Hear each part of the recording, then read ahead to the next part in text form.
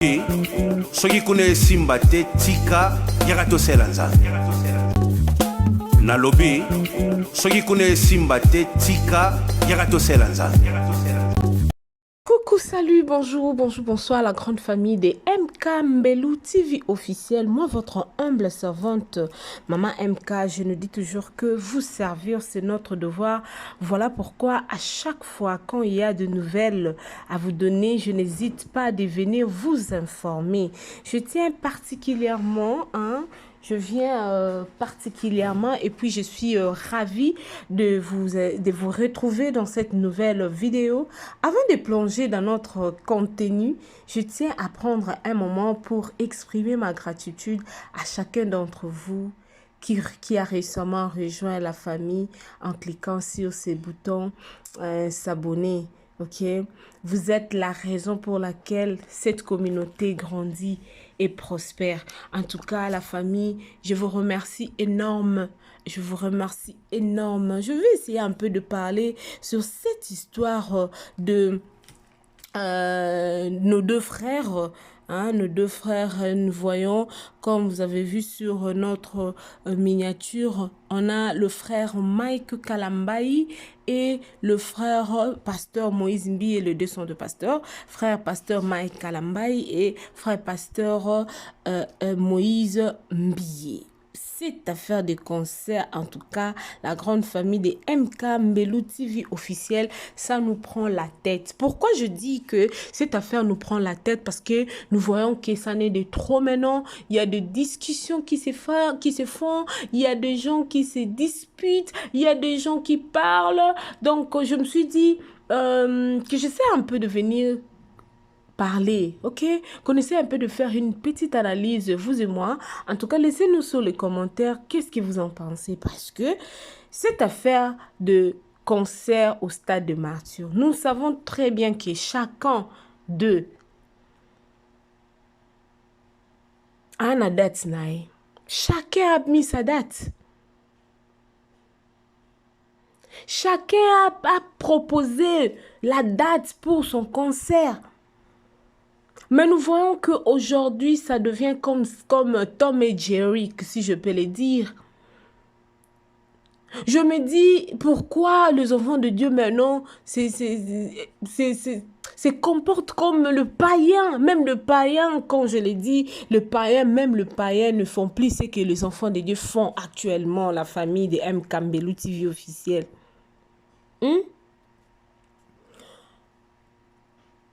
Le problème de Dieu, les enfants de Dieu, nous devons savoir. La Bible nous dit, aimez-nous les uns les autres. Je ne suis pas pasteur, je ne suis pas venu ici pour donner des leçons morales, mais je suis venu juste pour faire une petite analyse concernant cette affaire de concert entre pasteur Moïse Mbiye et pasteur Mike Kalambai. Je ne veux pas que les gens viennent m'insulter sur les commentaires pour me dire beaucoup de choses.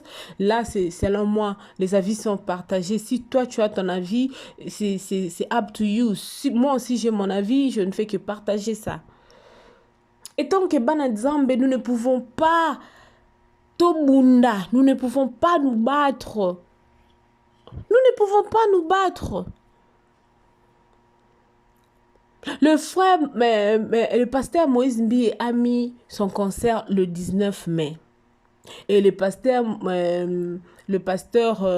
Mike Kalambai aussi, là c'est au stade de Martyr à Kinshasa. Nous parlons de ça. On ne vient pas parler pour le concert de notre frère Mike Kalambai au Zénith à Paris. Non, nous parlons sur le concert de notre frère Mike Kalambai et de Moïse Mbiye à Kinshasa, stade de Martyr. Pour le frère pasteur Moïse Mbiye, ce sera le 19 mai.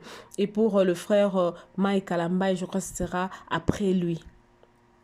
La famille, mais pourquoi je suis venue parler? Nous devons laisser de critiques, nous devons laisser à faire de je ne sais même pas. Tozo mona lelo oyo mutu na mutu azo sala promotion na ndenge na ye. Mutu na mutu azo sala promotion na ndenge na ye. Mais bon sentir que comme une compétition moko boye, Et comme il m'a compétition, mon boy, oh, pasteur Moïse soit sali moi vidéo, côté puis pasteur Mike a sali vidéo. Pasteur Moïse soit sali moi vidéo, pasteur Mike pas a sali vidéo. Donc, moi, on a que compétition en Christ. Compétition en Christ. La famille Soboke net na TikTok. Soboke na TikTok, je vous dis. Ata batu ba osala ba live moko ya ba insulte. Ata batu wana bazo sala makambi ya ki ba pede bazo sala bango musana bango. Mais au mona vidéo ya frère Mike Kalambai na sima, au mona vidéo affiche ya frère Mike Kalambai na sima, au mona affiche ya frère Moïse Mbie na sima, au mona affiche ya frère Mike Kalambai na sima pour basala bango promotion. Donc, ma page au balobela makambo nzambe eza sous na importance te. Je me rappelle na bando mona maman Dorcas o abando sala émission en ta grandeur, abande ko lobela mingi sur le plan gospel. Abando lobela mingi sur le plan gospel, mais ce que mona muntu atie a sa promotion ya mwana nzambe asali atie affiche na c'est pas un problème. Atie affiche na sima, mais Otali tout au long ya live. Obi mes seigneurs, c'est quoi ça? C'est quoi ça? Oh frère Patrice Semba. Je cherchais le monde, je l'ai vu dans l'église. Dans l'église, je l'ai trouvé dans le monde. Confusion. Confusion. Nous voyons la confusion totale entre les enfants de Dieu. So totali, c'est Sandra Mboui. C'est Sandra Mboui a utilisé Chocobombo. Hein? Excusez-moi mon frère parce que Eza on a n'est ma bête. Hein? C'est Sandra Mboui a utilisé Chocobombo. Aïe. C'est Sandra Mboui, il y a des gens oyo batu basale la ke ba challenge. Batu basale la ke ba challenge na banzembo na ye. C'est rare so côté na page à Sœur Sandra Mboui au moins na neti ba femme tamande ba pona na ba bilongité so sali challenge na nzembo na o ya pas sali idio na yo.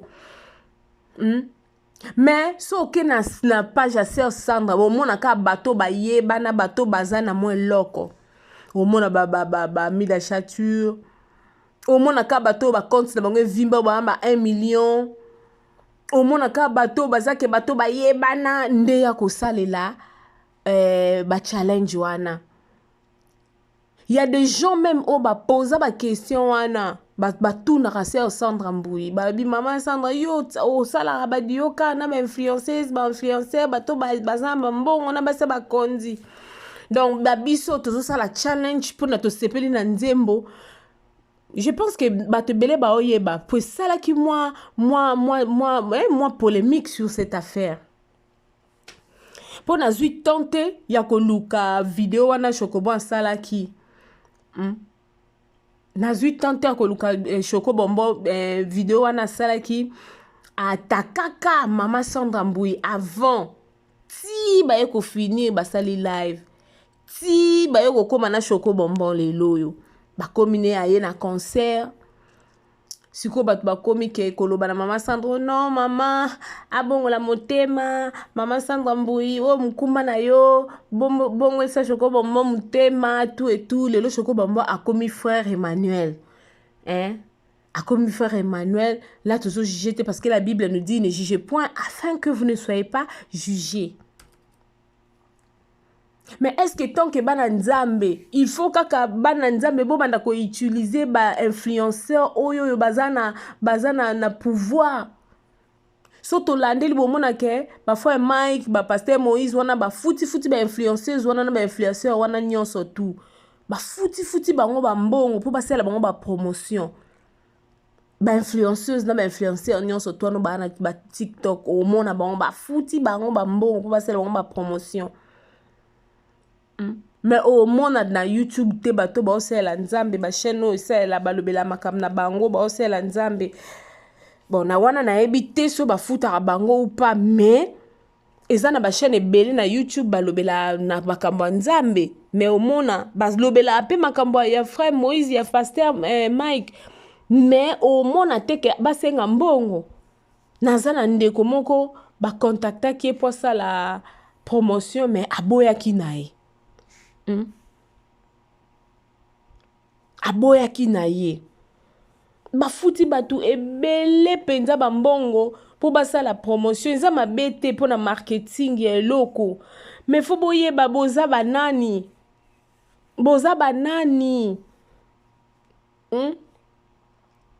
boza banani pour que bopesa produit na bino na mutu nini oyo akosala promotion ya eloko lelo oyo nzembo oyo natiela bino na début nasotiela bino sous moi parti oyo bomeka mpe kolanda ngo nanu parti oyo yo Moïse ayembi na parti oyo est-ce que eza mbwakela to eza pena nzembo ya nzambe ya solo nasotiela bino bomeka koyoka ngo boyoka nango mbo nazozonga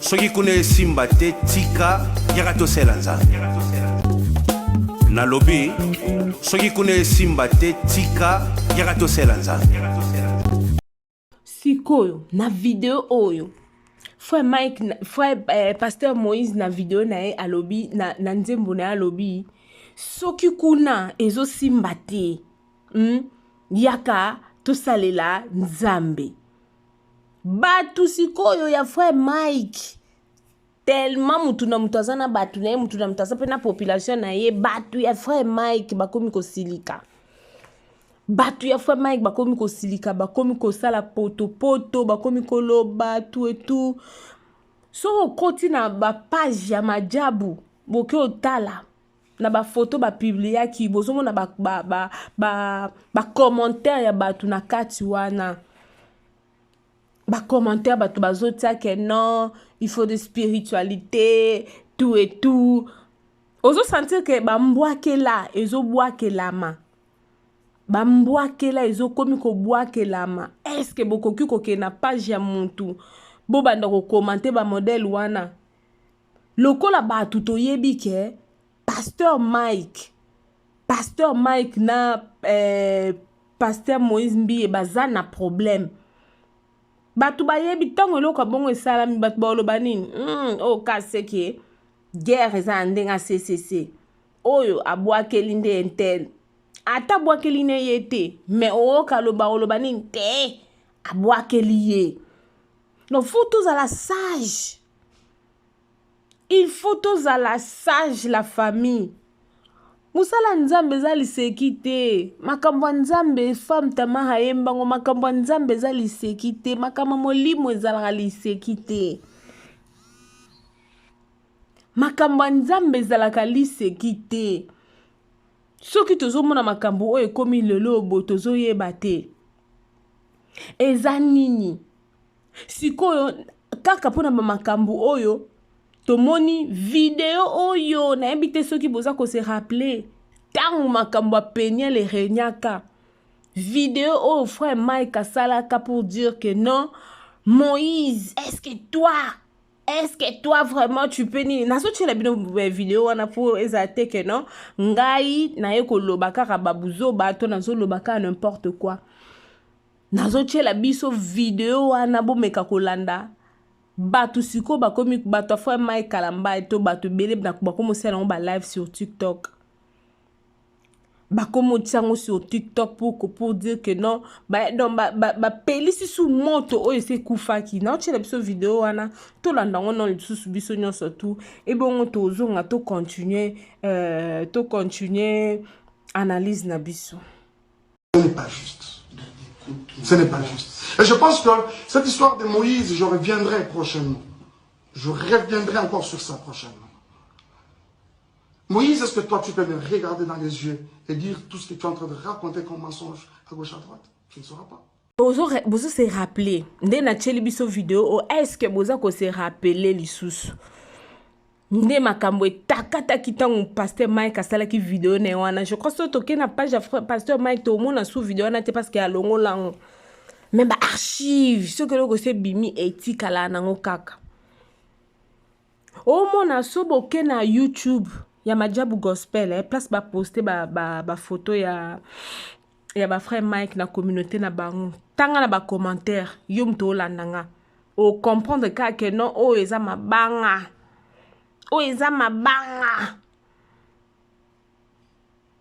so tolandi nzembo oyo na uchochela biso na tsaki na ebandeli soki kuna esimbi te yaka pa na nzambe na ngai bato bazoloba ke non frère pasteur Moïse abwakeli nde frère Mike mbwakela la famille makambo tozomona oyo ba polémique ba makambo ezaka to bandomona ona ba wera na ba jibe na ba imana na ba vita mais lelo ekomi lisusu na basali ya nzambe ezopesa pasi la grande famille de MK Mbelu TV officiel. Donc natali yango na bito ya non tomeka kosolola ngai na bino tomeka non kosolola na tie bino ba video wana po bomona kaka ndenge nini makambo yango ezokendele. Est-ce que soki pasteur na biso bazo samsa na bango c'est pas un problème ba pesa ba influenceuse to batu basela bango promotion mais ils doivent savoir que statut na bango nanu kaka statut na bango ya ki pasteur wana s'il faut muto selo promotion ça nanu ka promotion pour na yo après soki oyo lobela makamne ya mafinga aye nango sima. Je pense que c'est ça. Mais si quoi nyon se te komi melo poto kaka poto komi nzambe na oye batate ndeni nyon loba. Mais tout ça la koboni basala ya nzambe ebele bazana na TikTok ebele kas makamse ya Sandra osala ebele pe basala nzambe ba osala ngo basala ba dioka na bato bayebi na bato ya mo nini babenga ngo nini bato bana ba compte vimba yoko osa challenge mutalibo so sepela na nzembo ane edifie osali challenge nango o mona sala ta dio na yote mais au moins influenceuse moko boya reconnu l'air oyaka asali au mona lobi nango pum asali dio na influenceuse wana dozo mona pena musunika ndenge ba musicien na biso ya ba oto benga ba musicien mokili ba musicien profane nde basala batu nyonso baza ba na concert so amoni kaka mutu moko ayeba na koti abanzo boka po ebike awa moi le lombo ezali awa moi eloko kokita tobongwana pardon tobongwana eza pasi komo sa na pasi na mitema la famille et komi ko sa na pasi na mitema to ebite nzembo o pasteur Moïse abimisi o eza mbwakela to eza nzembo nzambe kaka kwa luzolo nzambe kanda yebi nzambe kanda yebi mende makambo ezokendele soto bito talango na misu spirituel te tango na misa kibomoto ozomona ba bordure ezotutana po après ba makambo ya Peniel to kaka sokolali na butu yebake na butu esimbite pasteur Moïse yebaki sokomoni na tongo abimeli yo na internet yebake na butu esimbite. Donc ozomona banzimo koma nonga ya bambwakela na bambwakela banzimo koma ya bambwakes. Oh Seigneur Jésus nzambe sunga bana yo sunga bana toyeba su te to sa nini toyeba su te biso basumuki o tozoyeba su te to sa nini parce que Bible dit nous sommes tous des pécheurs même tokomi komona ekomi kolekela ekomi kolekela bato na mokili. Donc nzamba pesa biso ka makasi nzamba pesa biso makasi toyeba ko discerner makambo o tozo komona lelo oyo nzambe ya lola apia biso makasi. Merci la grande famille de MK Mbelu TV officiel. Je crois que vous étiez là nombreux ya Olanda biso. Ceux qui zambano ya liboso kokota na chaîne oyo En tout cas, n'hésitez pas à t'abonner, abonne-toi, aimer vidéo, commenter, partager et ça a biso plaisir ya makasi. Nzambalo la apambola biso. Apesa biso makasi ya comprendre. Hein? Apesa biso makasi penya ya comprendre qu'est-ce qui se passe. Tolanda te pona oeboe pona oeboe. Si vous avez des remarques à faire ou des suggestions, en tout cas, n'hésitez pas. Contactez-nous, il y a le numéro qui s'affiche là.